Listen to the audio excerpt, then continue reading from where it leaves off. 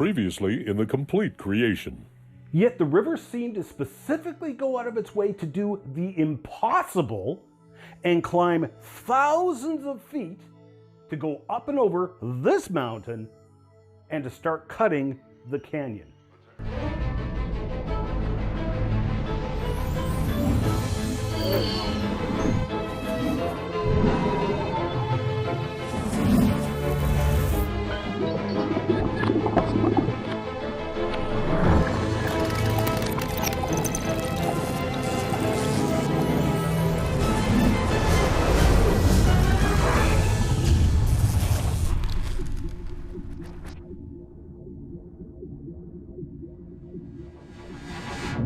Hello and welcome back again, and thank you for persisting through this long and exhaustive look at the history, philosophy, and science behind the creation-evolution debate. We've been discussing the history and primarily geology thus far, as that's where the debate actually got its start. The attempt to replace the biblical story of Noah and the great worldwide flood with a new history of deep time. And most people do not see the connection at first, but its significance cannot be overstated. Jesus spoke of Genesis, the Genesis account, and Noah and the great worldwide flood as a historical fact. So, if the geology of the world is the result of millions of years of deep time and not a global flood because there has never been a global flood, then that means Jesus was not God or he was a liar. In either case, if we can't believe him about history, why on earth should we believe him about the future? This is why the great flood of Noah and geology is so significant. And so we've been examining some of the overwhelming scientific and geological evidence of that great flood, truly global in scale. The rock layers we see all around the world were originally interpreted as caused by the great worldwide flood of Noah. The new history of deep time was an attempt to bring about a reinterpretation of those rock layers. In recent years, uniformitarian geology has been replaced by the new geology called actualism. And actualism allows for major catastrophes, but still does not allow a past global flood. So therefore, it is just as scientifically bankrupt as uniformitarianism. It is a priori assumptions. You've ruled out possibilities before you even consider the evidence, and that is anti-science. Dr. Derek Ager was the former president of the British Geological Association and popularized this new geology in his books like The Nature of the Stratigraphic Record or The New Catastrophism. Ager just loved to hate young Earth creationists and routinely expressed his open, flagrant bigotry towards them in his writings. I would suggest this was a defense mechanism, because his books detailed his extensive knowledge of geology and paleontology, and he had to admit that the evidence supported catastrophe. But clearly the implications irked him to no end. Not willing to bow to the possibility of a past global flood and God's judgment, he plainly, and sometimes profoundly, laid out the geological evidence and then tried to argue that it was numerous catastrophes over many billions of years and not one gigantic catastrophe. Behold the cognitive dissonance of this hostile witness as he details the global phenomenon of these rock layers while simultaneously trying to deny they were the result of a global flood. I was taken by a Turkish friend to visit a cliff section in Upper Cretaceous sediments near Sile on the Black Sea coast. In the Turkish literature, these were described as white limestones with chert nodules and strange-sounding list of fossils. But what I in fact saw was the familiar white chalk of Northwest Europe with black flints and old fossil friends such as Micraster and Echinocoris. what I was looking at was identical with the White Cliffs of Dover in England and the rolling plateau of Picardy in France, the quarries of southern Sweden, and the cliffs of eastern Denmark. We have long known, of course, that the white chalk facies of late Cretaceous times extended all the way from Antrim in Northern Ireland, via England and northern France, through the Low Countries, northern Germany, southern Scandinavia, to Poland, Bulgaria, and eventually to Georgia in the south of the Soviet Union. We also knew of the same facies in Egypt and Israel.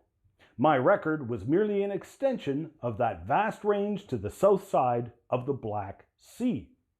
Nevertheless, there is even worse to come, for on the other side of the Atlantic in Texas, we find the Austin chalk of the same age and character and found in Arkansas, Mississippi, and Alabama.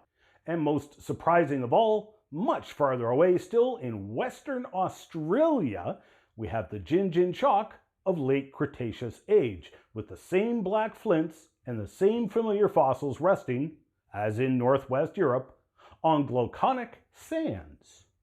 Dr. Ager called this phenomenon persistence of facies. Now, facies is just a word for a rock layer. He waxed eloquently about several facies that persisted for huge extents, sometimes even across multiple continents. So, layers of rock that could literally be traced for tens of thousands of kilometers.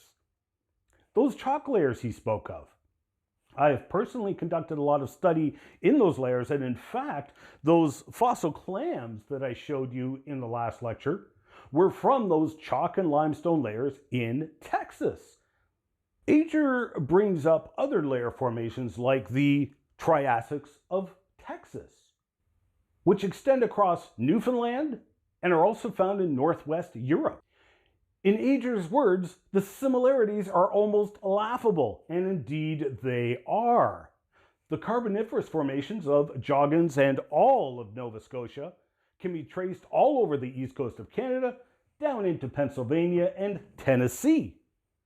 Across the pond in England, Northern Europe, and Asia, and none of these rock formations are to be lightly considered.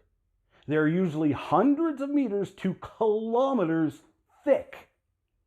Now, I compiled this map to give you an idea using one example layer, but I need to make several disclaimers and qualifying statements. This is a map of those Austin chalks and limestones that Ager wrote about, marked in yellow. I compiled this map based on the maps of the late Cretaceous seas, maps produced by evolutionary geologists. There were several difficulties in producing this map, though. First, there are a number of huge regions where you will not find any of these Cretaceous chalks or limestones. The evolutionary geologists believe those deposits were there, but have since been eroded away, or whatever happened. Those deposits are not there now, but they believed they were there originally. So this map is based on what the evolutionary geologists are claiming and assuming. The other problem has to do with continental drift. Because these evolutionary geologists accept continental drift, they have to pick a model of that continental drift. The basis for most Pangea models is from Bullard et al. In 1965.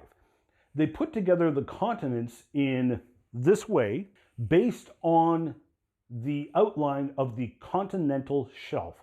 Now, like Pellegrini, they were specifically trying to match Africa and South America together because that is the first most prominent fit everybody sees. But like Pellegrini, Bullard et al. Took a lot of liberties in making the continents fit together. For example, what's difficult to see unless you actually lay their map out onto a present-day map is that they reduced the size of Africa by as much as a third.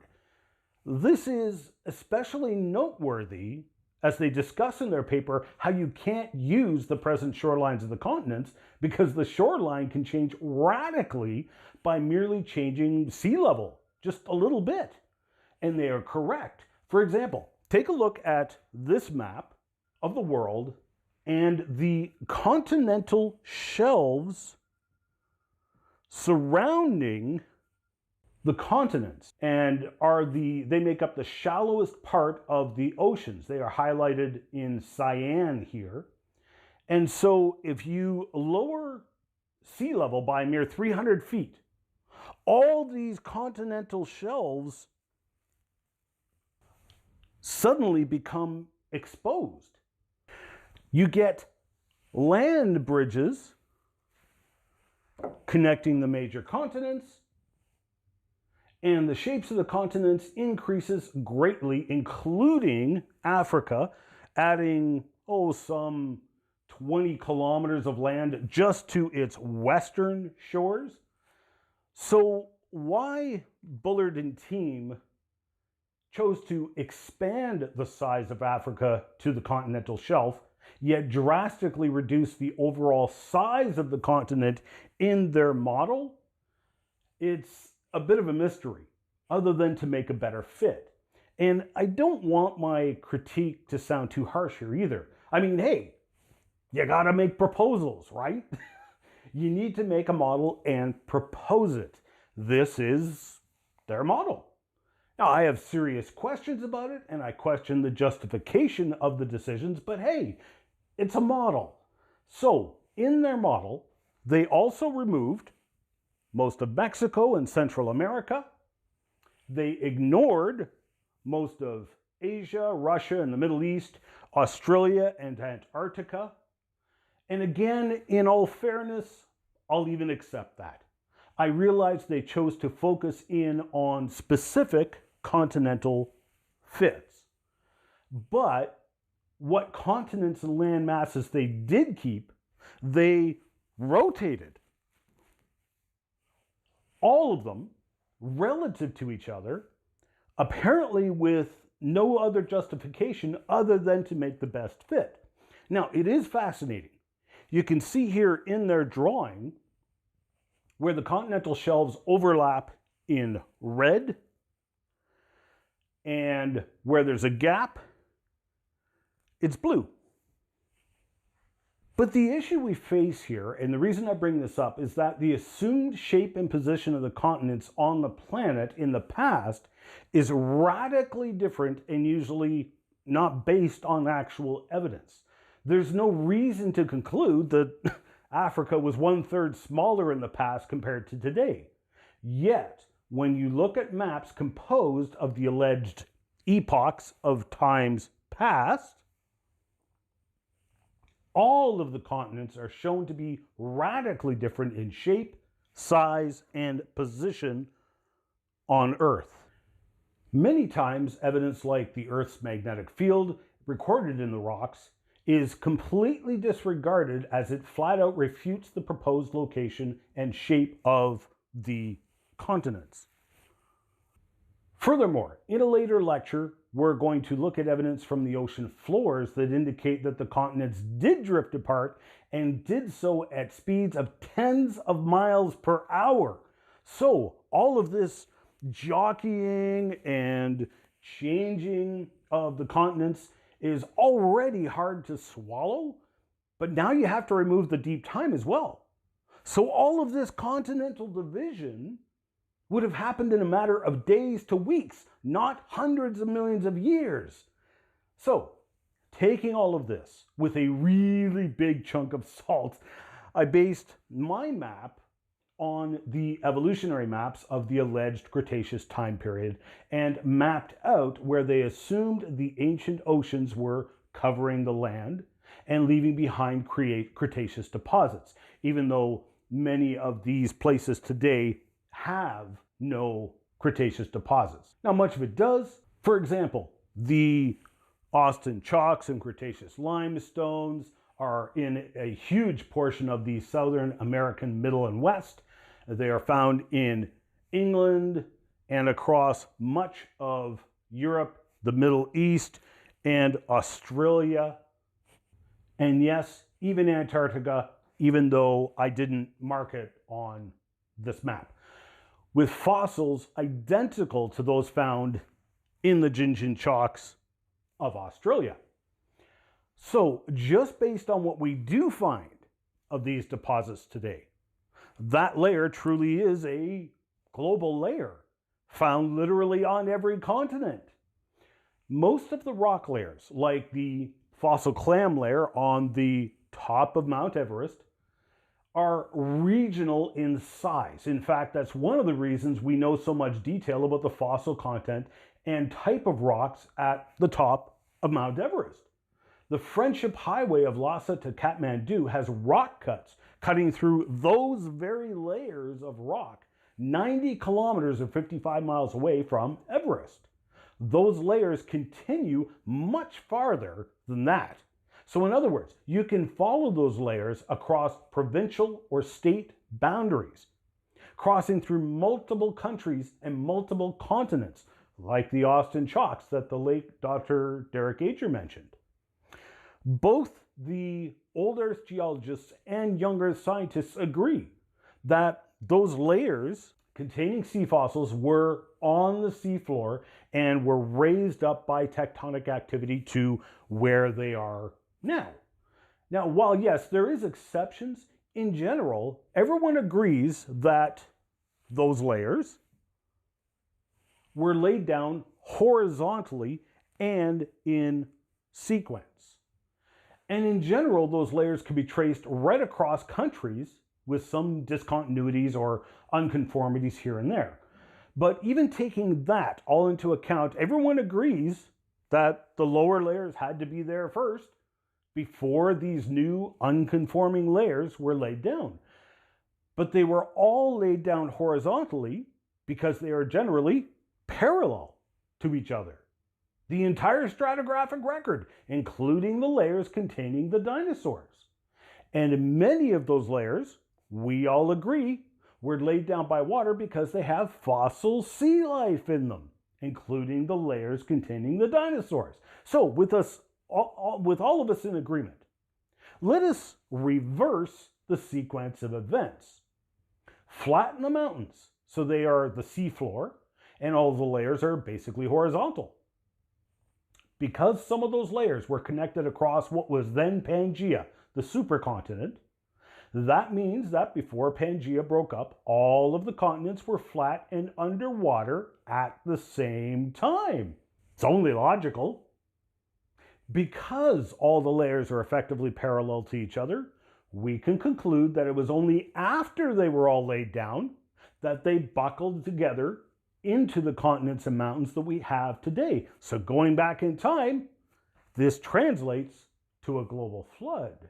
In fact, it's been primarily the young Earth creation scientists who have been spearheading the research documenting the extent of the various major sedimentary structures around the globe. And that's not speculative mapping like I did. That's actually tabulating exploratory boreholes and wells drilled deep into the ground. Let's take a quick look at dinosaur fossils.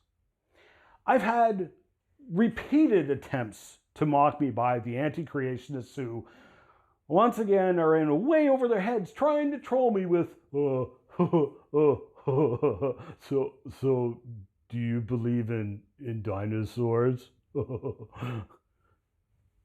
What kind of a question is that? Yes, I believe in dinosaurs, don't you?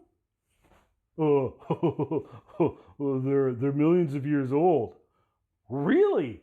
Is that a fact? How many dinosaurs have you excavated or studied out in the field? Oh, none? Well, I happen to have had the privilege of excavating and studying dinosaur fossils and tracks, or studying the geology of the dinosaur-bearing layers in 4 different US states and 3 Canadian provinces. Go get some excavating experience under your belt and we'll meet again and compare notes. Because one thing I can tell you is that the dinosaur fossils don't come with a date stamped on them. The age is assumed and assigned. And as you'll see in later lectures, there's plenty of reasons to question those ages, especially because there is not a single scientific reason to conclude that they are millions of years old. Not one. Now, some skeptics might say, well, what about carbon-14 dating? Oh, yes, what about it? Well, hold on to your horses. We'll come back to that. But let's just say that as a matter of fact, the creationary scientists are the ones who have been documenting carbon-14 dating on dinosaur fossils. And some of those carbon-14 dates came back as younger than the carbon-14 dates from fossil humans. So there's plenty of scientific reasons to conclude the dinosaurs are actually very young, and not one shred of a reason to conclude that they are millions of years old. For the moment, though, I'm focusing on the layers in which we find the dinosaurs. If you get the chance, do stop in to visit Dinosaur National Monument in Utah. When you get there, they've put a big roof over top of the dinosaur quarry, and they've excavated many dinosaur bones and left them in place so you can see how they are found. Here's a bone, a bone, a bone, a bone, more bones, bones, bones, bones, bones, bones. Those dinosaurs have all been ripped apart and buried together. Now, what on earth would do that? We'll explore that question later on. Right now, what we're going to do is turn around and take a walk due east. We'll walk about 100 miles, 160 kilometers, and we'll be walking on that layer of dinosaur bones. We'll get to this top secret location, excavations hosted by the Creation Evidence Museum. This is the excavation site on the side of this hill. Usually the lead excavator is Joe Taylor from the Mount Blanco Fossil Museum. He even looks like a paleontologist. So Joe is sitting beside a field jacket we just ripped out of the ground, and it's hard to see, but this black spot right here is actually a broken dinosaur bone. There are so many dinosaur bones that we didn't really have a choice. As it is, that block probably weighed close to 500 pounds already. So here's another excavation spot at the same site, and you get about 3 to 30 bones per square meter. That's about a square yard for my American friends. All of these flags, all of these pieces of plastic, they all mark fossil bone. And I assure you, not one of those bones had a date stamped on them. I know because I looked. So, this bed, this layer of dinosaur fossils, is not just incredibly populated with dinosaur fossils, but it's regional in extent. We just hiked 160 kilometers from Dinosaur National Monument to get to here, and we still haven't gotten to the edge of the layer.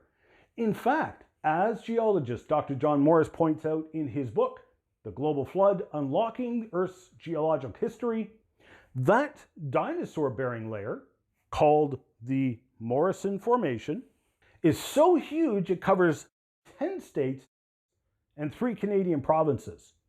What on earth happened to these dinosaurs that would rip them apart by probably the millions in numbers and bury them all together in a massive, regionally sized sheet of mud, which has now turned mostly into rock? When you get to Dinosaur National Monument, you'll get a big hint. They have a nice little display cabinet with fossil clams in it. Now, why do they have those clams there? Because even though the dinosaur bones are copious in numbers, like I said, 3 to 30 bones per square meter, it's still clams, not dinosaurs, which are the most abundant fossils found here. An interesting side note, they say they belong to the family Unionidae, a group still existing today. Now, they will claim that these fossils and the dinosaurs and the rock layers are all around 150 million years old, give or take a week. I don't agree with that age. It is assumed and assigned and is a baseless conclusion. Nevertheless, let's go with their numbers for a second. These clams are still around today, unchanged. 150 million years of evolution has caused these clams to evolve into clams. This is called stasis in the fossil record, and it is profound and powerful evidence refuting evolution and affirming the biblical account of creation, where 10 times in the first chapter of Genesis, it records that God created life to reproduce after its kind. But we will visit that topic again later so you can see for yourself how prolific stasis is in the fossil record. But pay close attention here. Notice also what they failed to mention in their display. These fossil clams had been buried alive in the mud along with the dinosaurs. What on earth would bury clams alive in a mud layer covering 10 states and 3 Canadian provinces, simultaneously ripping apart and burying dinosaurs by the bazillions? Coming up in the next Complete Creation. This geological column that I'm sure we've all seen depicted, clearly showing the evolution of life throughout the rock record and clearly showing older rocks to younger rocks. This geologic column, as depicted, can only be found at 3 different places on planet Earth. You can probably see where I'm going with this. Verify it for yourself. Don't take my word for it. This geologic column only exists in 3 different places on planet Earth: textbooks, museum displays, and in the minds of people. It does not exist in physical form anywhere on planet Earth. And even if it did, the fossil order would be invalid anyway. We could not look to this fossil sequence and determine an evolutionary timeline. Let's take a look at why that is. You can catch the entire series in a variety of ways. You can watch the show online at www.completecreation.org or www.genesisweek.com. You can also purchase the Complete Creation series in full high definition on Blu-ray or video on demand at completecreation.org. Or support the Miracle Channel with a monthly tax-deductible donation and access the entire Complete Creation series in high definition through Corco, Miracle Channel's video-on-demand service. We need your support to keep this program on the air, so please pray for us. And if you wish to financially support the program, Canadians can make a tax-deductible donation to Core Ottawa, Canada North Post Office Box 72075, Ottawa, Ontario, Canada, K2K2P4. Or you can make a donation via PayPal online at ianjuby.org/donations. And thank you for your support.